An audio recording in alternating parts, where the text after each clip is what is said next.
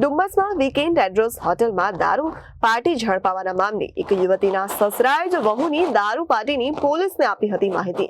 અત્યારનું યુવાધન તહેવારોના નામે ધતિંગ અને દારૂના રવાડે ચડ્યું છે। વીકેન્ડ એડ્રેસ હોટલમાં દારૂ પાર્ટી ઝડપાવાના મામલે એક યુવતીના સસરાએ જ વહુની દારૂની પાર્ટીની પોલીસને આપી હતી માહિતી। ત્યારે અત્યારનું યુવાધન તહેવારના નામે ધતિંગ અને દારૂના રવાડે ચડ્યું છે। આ યુવતીના લગ્ન મારા દીકરા સાથે થયા હતા અને તેઓ કેનેડામાં સ્થાયી થયા હતા। યુવતીએ કેનેડામાં પણ દારૂ પી નશો કરી નાટકો કર્યા હતા। મારા અને મારા પરિવાર પર આક્ષેપો અને અમને ખૂબ હેરાન કર્યા। તે મારા પરિવારથી અલગ રહે છે।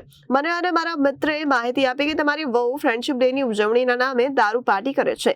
4 યુવકો સાથે 2 યુવતીએ એક રૂમ બુક કરાવી ધતિંગ કરે છે, જેથી મેં પોલીસને માહિતી આપી અને પોલીસે રેડ કરી દારૂ પીતા રંગે હાથે ઝડપી લીધા હતા।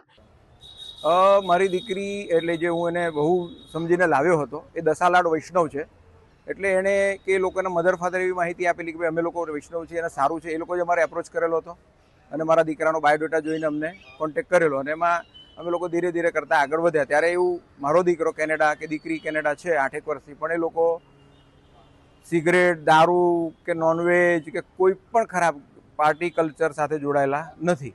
અને આ દીકરીએ બી એવી માહિતી આપેલી કે ભાઈ હું બી સાત્વિક છું, અમે આમ છીએ તેમ છીએ, સાત્વિક છીએ અને કશું કંઈ આવું નથી કરતા।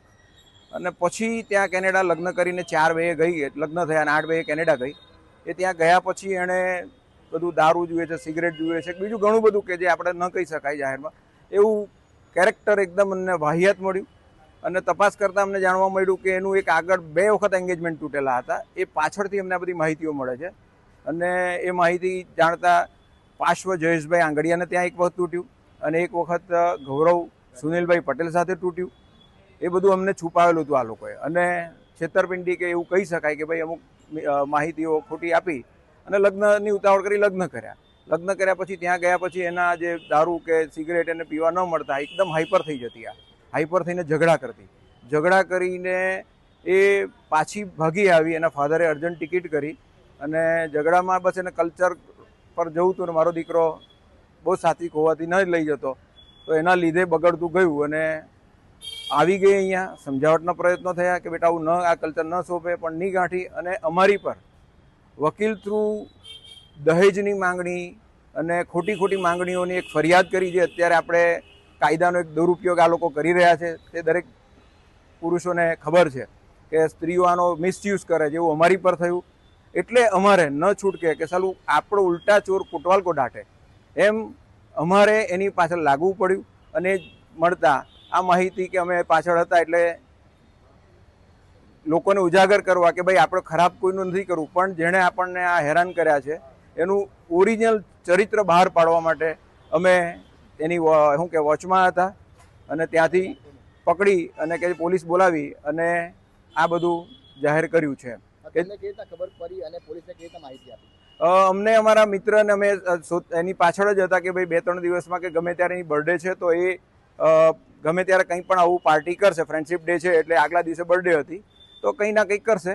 તો એ જોતાં જ અમે વોચમાં હતા અને એના લીધે ગયા। ગાડી એની મળી, ગાડી ત્યાં એના પાર્કિંગમાં હતી અને એના લીધે વીકેન્ડ હોટલમાં નીચે પાર્કિંગમાં મળી। એટલે તરત અમે પોલીસને જાણ કરી કે આ આવું છે અને બોલાવીને રેડ કરાવી અને બધા કાયદાકીય કાર્યવાહી કરાવી। કેટલું યોગ્ય કહેવાય, કારણ કે આ રીતના કરવું કૃત્ય દારૂ પાર્ટી છોકરી તરફથી?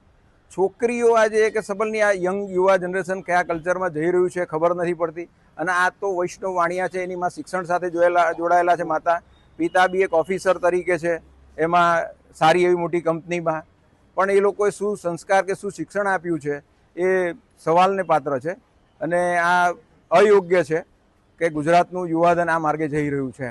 Reporter Arvind Rathod, Janadesh news, Surat.